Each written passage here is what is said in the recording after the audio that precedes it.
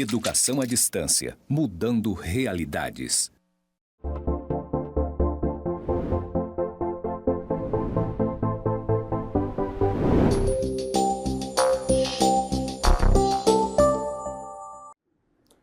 Olá, tudo bem? Eu sou o professor Décio Kerrer Marques e vou lecionar a disciplina de Ética e Cidadania. Estou aqui nos estúdios do IFRO Campus Zona Norte, em Porto Velho.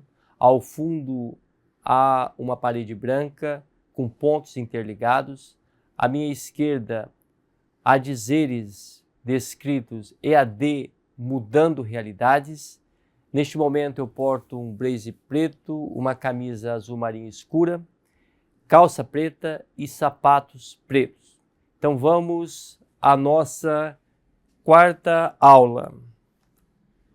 A aula de hoje nós teremos a oportunidade de estudar o teórico mais importante tanto para as fundamentações da filosofia do direito e também da ética contemporânea moderna, né, especial, que vai influenciar grandes teóricos do mundo contemporâneo, que é Kant. Então vamos focar em alguns aspectos. Eu trouxe alguns aspectos, mas são aspectos fundamentais da ética em Kant. Vamos lá então. Das formas e categorias dos juízos sintéticos a priori ao imperativo categórico. Então eu vou nessa aula focar nesse primeiro momento num livro chamado A Crítica da Razão Pura, em que ele vai tratar sobre o conhecimento científico e como ele ocorre. Então, nesse caso, o conhecimento científico ocorre exclusivamente na representação do sujeito a partir das formas, espaço e tempo, que são atributos especialmente da área da matemática, da geometria e da aritmética, e sobre as categorias principais das ciências empíricas. São 12, mas são distribuídas em 4 grandes guarda-chuvas, que são essas categorias quando a gente vai fazer ciência, propriamente dita, ciência empírica, que é a quantidade, a qualidade, a relação e a modulação. Então vamos lá, vou explicar para vocês esses elementos. Gostaria que vocês focassem, talvez muitos de vocês, a primeira vez que vocês estão tendo acesso, né, a essa informação. Mas ela é muito relevante porque numa sociedade em que voltou a ideia de que a ciência não é importante, até possivelmente porque não tem a noção de como se faz a ciência, né? Então esse teórico, coube a ele organizar lá no século XVIII justamente quais os critérios para o conhecimento. Veja que na aula sobre o contratualismo a gente falou que eles, dentro dessa ideia de criar novos paradigmas para uma nova sociedade, então criaram também os paradigmas sobre os aspectos mais jurídicos, sociais, do direito e também ético. Aqui Kant vai também delimitar o que é ciência, como se faz um conhecimento formal, oficial, dentro dos paradigmas da escola, né? E como se faz ciência, conhecimento a partir dos aspectos empíricos, né? Que também é um tipo de ciência. Então, ele retoma que o conhecimento legitimado pela matemática, ele se baseia em 2 elementos, que ele vai ser chamado, nesse caso, especialmente de formas, que são o espaço e o tempo. Aonde estão o espaço e o tempo? Esse que é o pulo do gato, né? Para a gente entender depois a ética de Kant. Então, o espaço e o tempo, o espaço justamente é essa forma que consegue mensurar a área, especialmente da geometria, e o tempo é essa forma que consegue mensurar os aspectos mais voltados para a aritmética. Vai dizer o seguinte: olha, se nós conseguimos assimilar apropriar do conhecimento da matemática e se tornar um conhecimento universal é porque essas formas estão na nossa mente, estão no sujeito. Por isso que Kant, nessa aula, a gente vai falar que Kant cria um sujeito muito forte, consciente e emancipado.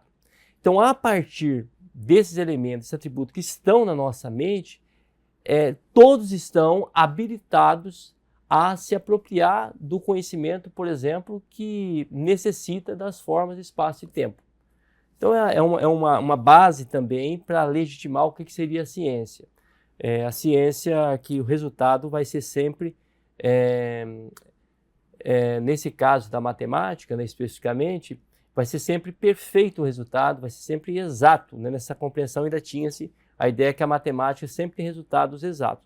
Claro que depois do século XIX há novas descobertas, inclusive em grande medida impulsionado pela física, que é uma ciência empírica, e vai demonstrar que a própria matemática também tem uma margem que não é tão exata assim. Em todo caso, aqui Kant delimita o que nos interessa, o que é o conhecimento verdadeiro, o que é o conhecimento oficial. Do outro lado, se pergunta também, a ciência está se perguntando, como é possível fazer o conhecimento a partir das experiências particulares, que é o que nós chamamos de conhecimento empírico. Então ele vai dizer o seguinte, olha, na matemática o conhecimento é dado ao sujeito. Então a pessoa começa a realizar uma equação e de repente ele consegue ter um resultado. Imagina a mesma pergunta para um chinês, para um alemão, para um brasileiro, ou em qualquer idioma. Se a mesma pergunta, claro que com o tempo talvez um ritmo diferente, mas o resultado vai ser sempre o mesmo para as mesmas perguntas. Né? Então isso é a exatidão que a gente consegue chegar a partir das formas de espaço e tempo. E em relação à experiência empírica, que a gente não sabe o resultado. Vamos encontrar uma vacina para uma determinada doença. Beleza, então a pessoa vai pesquisar ainda, vai ter que partir de elementos particulares. Olha o pulo do gato de Kant aqui, interessante. Kant, então, nessa obra chamada A Crítica da Razão Pura, vai falar, olha, é possível, porque antes da gente fazer a inquirição, mesmo sendo algo empírico, particular, que você vai fazer várias experiências para chegar a um resultado, a sua cabeça já tem categorias, não são formas, são categorias. Por exemplo, a categoria da quantidade, a categoria da modulação, da relação, a categoria importantíssima da qualidade. Quando a gente vai fazer um projeto de pesquisa aqui no IFRO, e até gostaria de aproveitar todos que estão nos ouvindo e estudando, o IFRO tem um departamento de pesquisa aqui. E nós, professores, executamos projetos de pesquisa. E nós usamos esse parâmetro ainda kantiano, sobretudo o parâmetro da quantidade e da qualidade. Né? Se não houver esse parâmetro na metodologia, não tem pesquisa. Pesquisa ainda tem muita base, não conseguimos fugir da base kantiana em grande medida. Pois bem, então essas categorias já estão na cabeça do sujeito. E ele vai para o empreendimento da pesquisa. Imagina que ele queira saber com quantos graus Celsius se consegue ferver 1 litro de leite. Então a gente não sabe, né? Vamos fazer a experiência. Então você pega 1 litro de leite, coloca uma vasilha e vai no fogo. Pois bem, aí começa alguma exigência que tem que partir antes de você fazer a experiência, já tem que estar na metodologia. Então todo mundo vai usar a mesma quantidade de leite. Então vai ser 1 litro. A mesma quantidade de intenção de modulação de fogo, por exemplo. Então vai ter que usar o mesmo botijão a gás, uma certa quantidade de fogo que tem que sair, a mesma altura em relação ao mar. Então a modulação, por exemplo. E aí você vai relacionar essa experiência com a quantidade de tempo que vai gastar. Olha o resultado. Então imagina só, que eu também não sei aqui de cabeça, nunca fiz essa experiência empírica, mas no fundo todos nós que estamos fazendo 10 pessoas em várias partes do mundo, se seguirmos a mesma quantidade, a mesma modulação, a mesma relação de calor e o produto ali que é o leite, vai ter que chegar muito igual ou praticamente idêntica. Com 1 minuto e 10 segundos, o leite vai ferver. Tá? Então aí nós criamos uma verdade a partir disso. Isso é chamada verdade moderna, porque é uma verdade controlada por quem? Pelo sujeito. Então, um sujeito que traz na sua mente as formas, e através das formas o conhecimento entra. Então, o conhecimento são dados, os tipos de conhecimentos, né, são dados ao sujeito. E no caso da experiência, quando você não sabe o resultado ainda, mas você antecipa através das categorias. Então, você tem um entendimento no sentido que o conhecimento é pensado. Você pensa e consegue o mesmo resultado, que é um resultado que tem que ser necessariamente universal e necessário. Né? Então, assim, nós fechamos, nesse primeiro momento, basicamente o que nós chamamos de critérios para a ciência moderna em Kant, que vai determinar o que é verdadeiro e o que não é verdadeiro. Né? Entendeu isso? Agora a gente pode entender sobre, especificamente, o que são os imperativos categóricos, que regulamenta a ética moderna e contemporânea. Então vamos lá. O que podemos aprender com Kant? Então agora nós estamos falando de uma outra obra dele famosíssima, que é a Crítica da Razão Prática. A ética é o resultado da intencionalidade, representada exclusivamente pelo sujeito a partir do imperativo categórico, que é uma coisa nova que talvez muitos de vocês também estão ouvindo. Atos humanos válidos, necessários e universais, isso que é ético. No imperativo categórico tem que aparecer o elemento da autonomia. Então, por isso é um sujeito que, mesmo que não tivesse lei, qualquer tipo coercitivo, ele ia ser forte e portador de uma vontade boa e ter consciência do que ele está fazendo. Que ao final do dia, falar assim, eu fiz a coisa certa, eu espero que todos façam isso em relação a mim, da mesma maneira que eu pratiquei. E surge a ideia, ao lado da autonomia, autonomia. Esse elemento é justamente, então, autonomia. Esse elemento, ele é formado por uma justa posição, auto, eu mesmo, e nomia, norma, lei. Então é você que cria essa norma, consciente e totalmente vigorosa para você fazer atos que são válidos, necessários e universais. Não é uma autonomia para fazer o que você quer. Não é isso que a gente está apresentando, né? E a boa vontade é a vontade que depende só dela mesma. Então está muito vinculado à autonomia e vontade boa, né? Uma grande vontade que a gente faz conforme o dever, mas não faz só por dever, que é o próximo slide que eu vou explicar para vocês, tá? Então vamos lá. Daí então, desses dois aspectos, a boa vontade e a autonomia, vai surgir o que nós chamamos de imperativo categórico. Só que tem nas nossas ações um outro elemento que é o imperativo hipotético. O imperativo hipotético, ele segue as emoções e os condicionamentos exteriores. Então ele é deontológico, que é o que nós usamos para as profissões. Então o servidor público, por exemplo, ele, mesmo que ele não siga o imperativo categórico, ele é obrigado a seguir do ponto de vista deontológico. Do ponto de vista deontológico.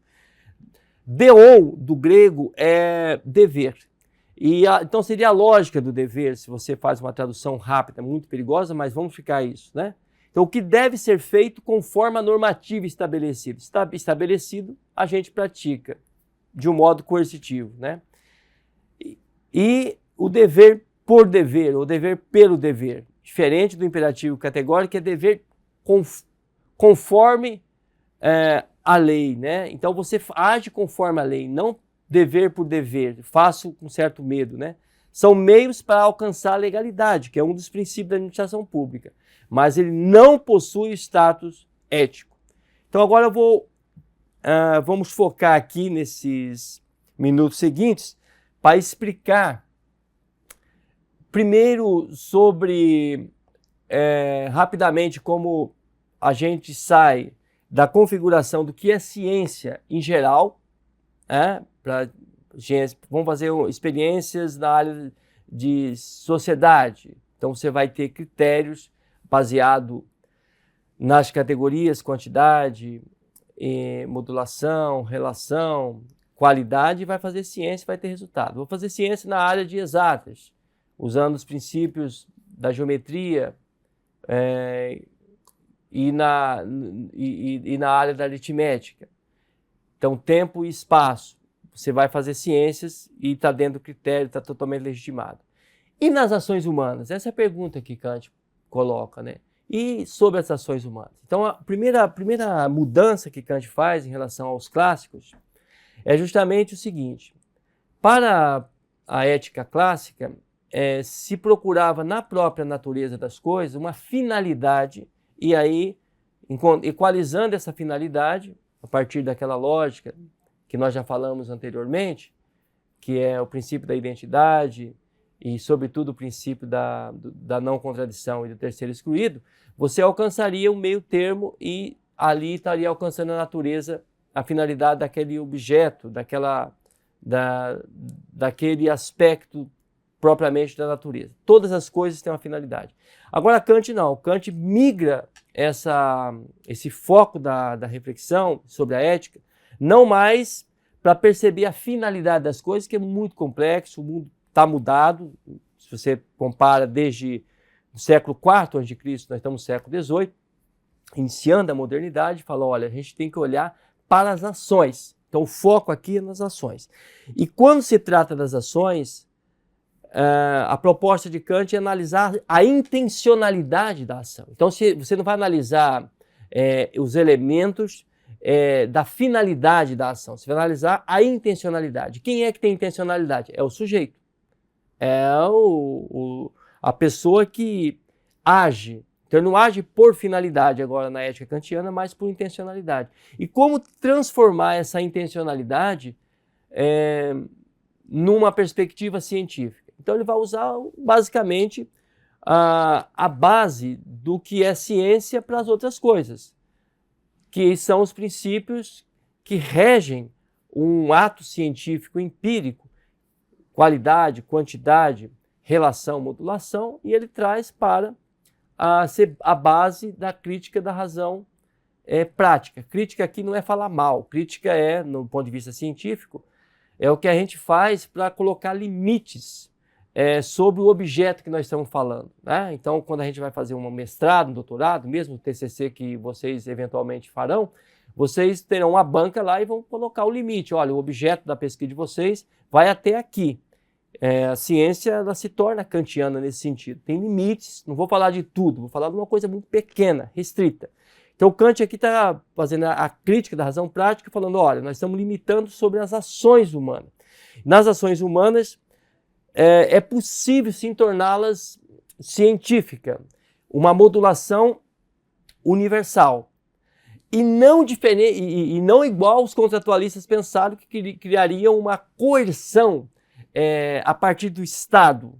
E o Estado iria equalizar essas ações, seja na perspectiva de Hobbes, a partir do medo, seja na perspectiva do interesse da propriedade a partir de Locke, ou para garantir a liberdade, a gente cederia, conforme os contratualistas, a nossa vontade ao Estado. Kant fala, não, vamos resgatar o sujeito, pôr o sujeito no centro, vai se tornar uma ação antropológica, né? O sujeito que vai agir, só que ele vai agir com alguns critérios. Então, ele apresenta o primeiro critério é aquela pessoa que é avessa à lei. Esse ele nem discute. Esse é o cara arrogante que não cabe na sociedade. Esse tem que ser punido e preso.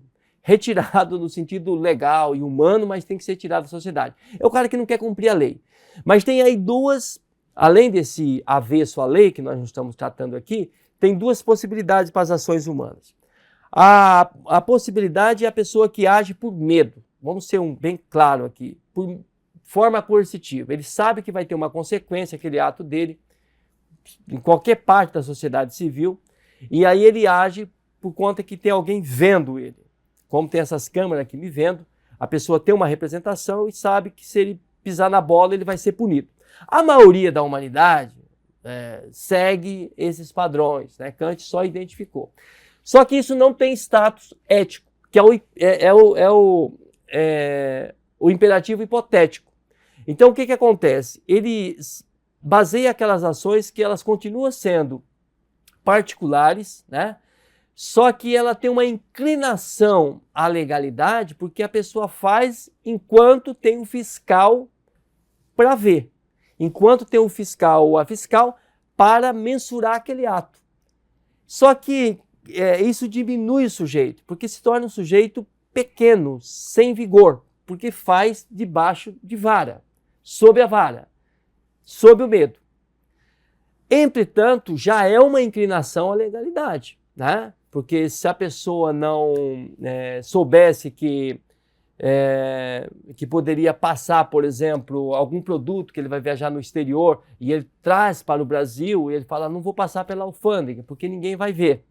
Então, ali é a evasão de divisas. Vou sonegar os impostos. E aí, quanta sonegação de impostos que a gente tem? Porque o fiscal não está vendo. Agora, com a nova reforma tributária, interessante que, uma vez que ela não vai ser mais cumulativa, então, o próximo que está pagando imposto vai querer saber quem pagou antes. Então, vai diminuir a sonegação de imposto. Esse é o mecanismo que nós estamos falando. Não parte da boa vontade. A nova reforma tributária, ela não parte da ideia necessariamente que todo mundo que paga imposto paga porque quer, porque acha que é importante. Não, paga por uma questão coercitiva. O próximo que vai pagar imposto vai cobrar o ressarcimento da parte que foi paga anterior. Então, vai cobrar, e aí que criamos um efeito dominó, todo mundo começa a entrar no jogo, né? Isso é interessante. A Europa já fez isso nos anos 60, os Estados Unidos, o Brasil está fazendo somente agora. Bom, parabéns, que melhor tarde do que nunca. Mas justamente isso é o imperativo hipotético. Quando a gente faz as coisas justamente sob o aspecto coercitivo, que lembra muito o contratualismo. Só que esse ponto Kant fala que não é ético, não tem status de ético. Porque assim que você puder realmente desrespeitar a lei e não ser percebido, você fará. E nesse guarda-chuva do imperativo hipotético está a deontologia. A deontologia é o que existe quando a gente assina um contrato, seja numa empresa particular, seja no serviço público, a gente assume alguns compromissos, tem uma missão aquela instituição. E, geralmente, todas as profissões nas democracias liberais, elas têm uma previsão de funcionalidade. Então, criam-se protocolos. Os protocolos que todo mundo que está, todos os atores daquela ação, por exemplo, um professor, ele assume um protocolo, ele tem que dar aula de modo precípuo, né?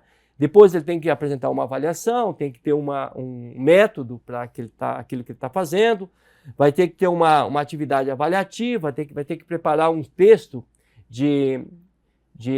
sobre aquilo que ele fez, de onde ele tirou aqueles princípios que ele está a falar, e depois vai sair uma nota. Esse é um protocolo, todo mundo vai seguir. Essa é a deontologia, seguir um protocolo. Se você está doente, chega lá, você já não vai logo ser uma cirurgia. Você vai primeiro saber o que está acontecendo. O profissional, a enfermeira, o técnico, sei lá, o médico que te receber, vai seguir um protocolo. Esse protocolo é o que garante a previsibilidade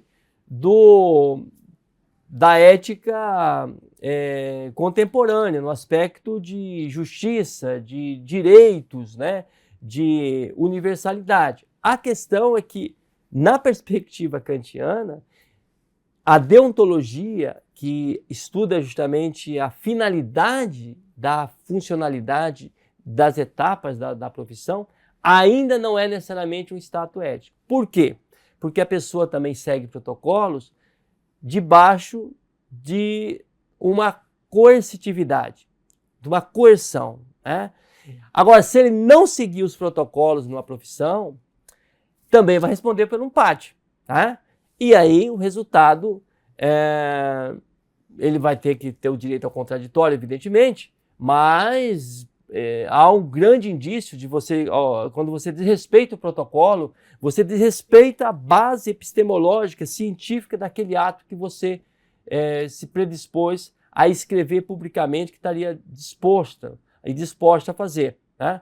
Os termos de contratos, sejam públicos, seja privado. Do outro lado, então, nós vamos falar agora do imperativo categórico. O imperativo categórico é um ato ético, totalmente ético. Então, ele baseia-se... eu vou voltar aqui só para vocês ficar ao fundo. Aliás, é o na frente, né? É esse aqui não, é esse aqui mesmo. Então, o imperativo hipotético, imperativo categórico, ele se funda numa legitimidade exclusiva da representação do sujeito.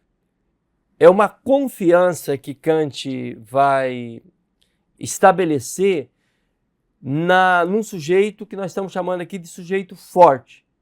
Então, as decisões do sujeito vão ser basicamente que ele vai chamar de autonomia, que eu já expliquei um pouco no início, e de vontade boa, né? Da boa vontade. Ao passo que, mesmo se não houver lei, ou se você estiver sozinho, você vai agir conforme aquelas regras que foram estabelecidas a você mesmo.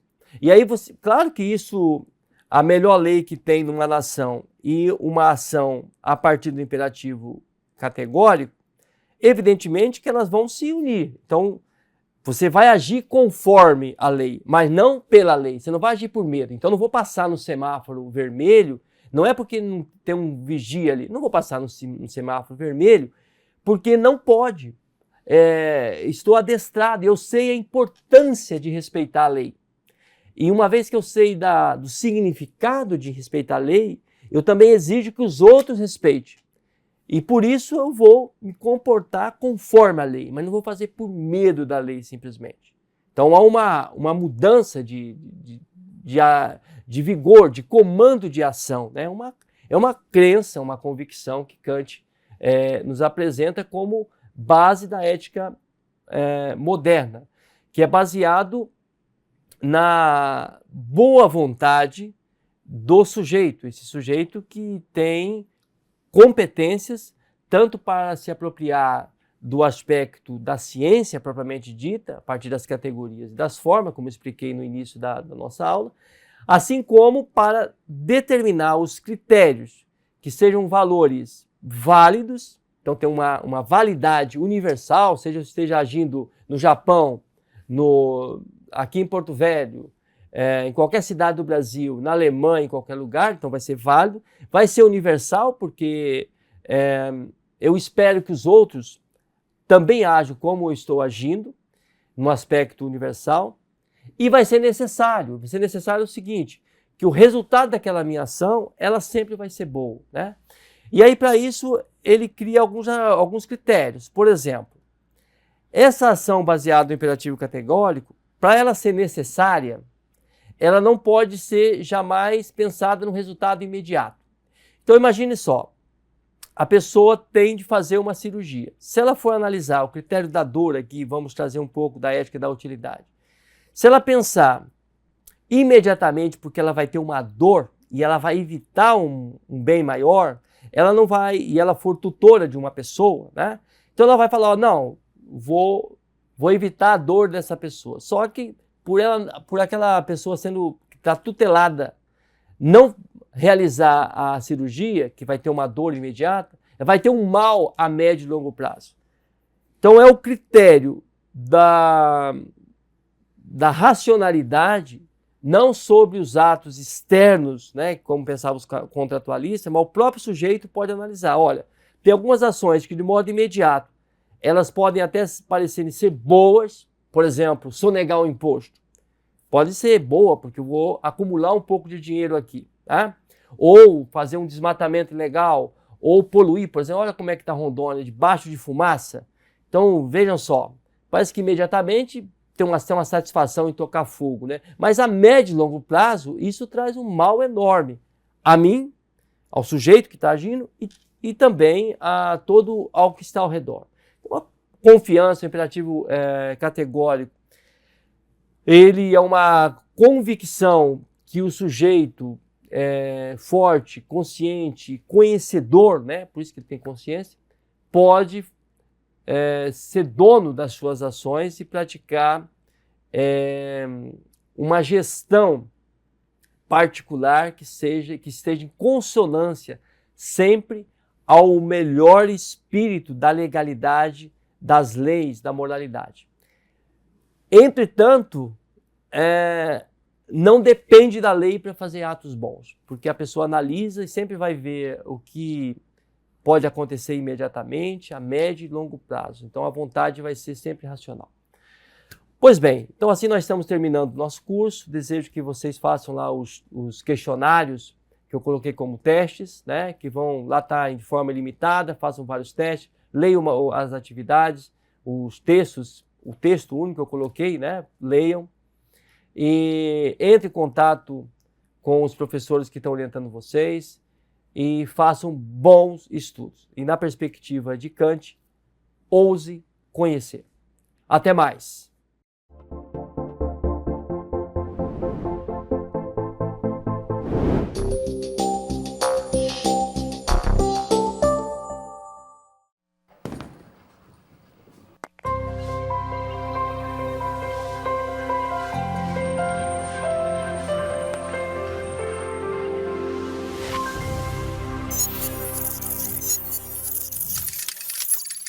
Educação à distância, mudando realidades.